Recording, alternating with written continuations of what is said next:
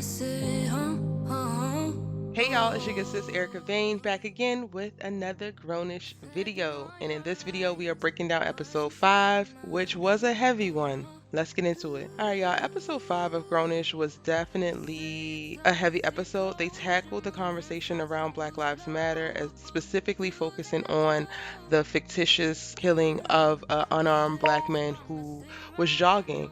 And they start the episode off with it kind of mirroring a day in Doug's life. And I ain't even gonna hold y'all. When it first popped on screen, I was like, oh my god, they just killed Doug. They just shot Doug.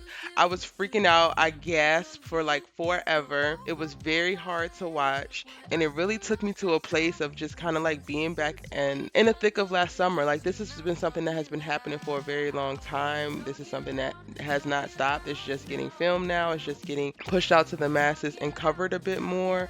But racism, oppression, the disregard for Black lives has been something that has been prevalent in this country for a very long time. It was cool to see it in the way that they did it in this episode. At this point, we've seen quite a few shows actually tackle this conversation. I like that Grownish did it from a place of having a conversation around Blackness and showing up as a good Black person versus a black person, and the processing that happens within the Black community. So everyone from the outright activist who is enraged and activated immediately upon these injustices happening, to a person like Doug who is kind of like hiding and shying away from recognize any of this trauma and grief in a way of self-preservation.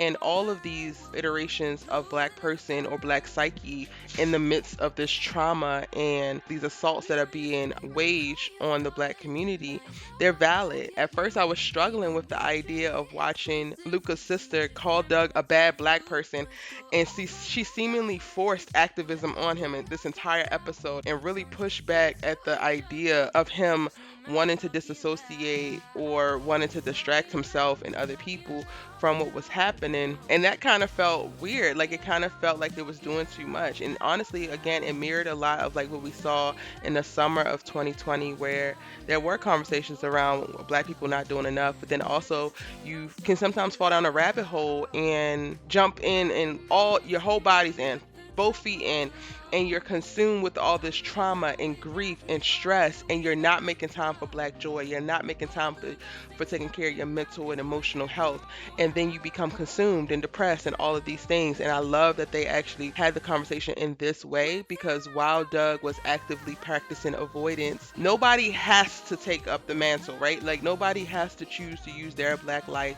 to advocate for the rest of us, especially if it's something that they don't even feel like they can handle. And I thought it was so powerful, the dialogue that they used towards the end of the episode with Doug, when he was communicating why he had the position that he had and saying that it was a way for him to be able to continue to survive. That just rang very, very true. Not everyone is going to jump out and run into the streets, but your Blackness shouldn't be called into question because of that. Your belief and love for Black people shouldn't be questioned because of that. Like, at the end of the day, the best thing that any Black person can do for us as a Black community is be the best version of their Black self that they can possibly be. That's physically, emotionally, mentally, and more. And I think that this episode did a really good job of covering that. They had a little bit of moments where they were able to break up the tension and grief. However, I feel like now, at the end of the episode, it kind of was ill-placed. So like interjecting Anna and her issues with Javi not being the one to actually pick out her gift, but he bought her a new gift and they're back together. It just kind of felt like, girl, I don't care about this watch or you or your attitude. These are all very, very first world problems when we're over here having a very real conversation and you're so concerned about this damn watch. Sis, don't nobody care. Don't nobody want to know. And I kind of wish they would have just let the tone and let the topic of the episode be the conversation around Black Lives Matter and be the conversation around Blackness amongst advocacy, and them having this conversation, because I thought it was very powerful. It was very powerful to include Nomi and her being able to ask from the perspective of a white person, and a woke white person at that, because Nomi is definitely a character that operates in a space that does not weaponize her whiteness, from what I can recall from the series and what we know Nomi to be. So she becomes a very engaged person in this conversation, but also allows for them to enter in another perspective or just start to ask questions from another perspective. I love that Jazz was sticking up for Doug.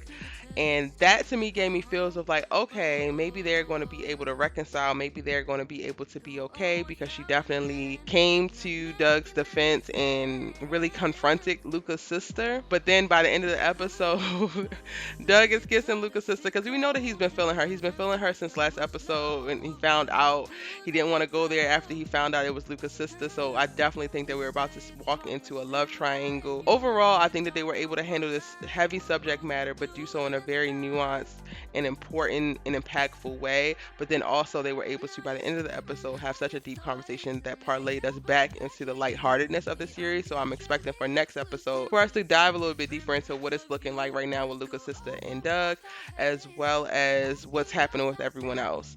Vivek is back to being a comic relief after he just had an episode last episode with a heavy focus on him and his storyline. And I'm like, all right, if that's what they finna do with Vivek, I was looking forward to seeing more from him. But we just gonna have to keep it locked to see if they will drop down more into his dramatic bag. While Vivek is a very funny character, I do feel like they use him for a lot of lighthearted moments, and I kind of would like to see him a little bit more. He is a dynamic character in this series, and for him to be the butt of all the jokes is kind of getting a little bit cliche at this point. I love seeing Zoey step up. Jazz kind of calls her to the carpet, calls her out on like what she's doing in the middle of this conversation, and she's able to actually articulate what she's doing, what her plan is, and all of that. And I definitely think that, you know, being with Aaron, who is the resident activist of the group, has something to do with that. So I'm looking forward to seeing what else comes of Zoey by way of her activism in this season. But y'all, that is my episode 5 breakdown. Let me know what you thought in the comment section down below. It's your girl Erica Vane, breaking down Grownish every single week. I will also be coming with a few character videos, so breaking down a little bit more character development things. I really am interested to have a conversation around where Zoey was versus where she is now and her growth, and do an updated video. I have one of those on the channel right now, so if you missed that, go ahead and check that out. But we will be bringing more and updated ones because season 4 has definitely allowed for the characters to grow a bit more and stretch, and we definitely got to talk about it. Be sure to hit that subscribe button and join the tribe so that you don't miss any of my Grownish uploads. I'm also breaking down a ton of other amazing series, so hit the subscribe button so that you don't miss any of the amazing content when it's posted. Like the video because I know you liked it, you made it all the way to the end, and I will see you in my next one. If you miss any of my Grownish videos, you can check them out right here in my Grownish playlist. And if you're looking for 2 specific suggestions that you might like for other series, go ahead and get into one of these right here. Grab a snack, watch another video. I'll see you in the next one. Bye!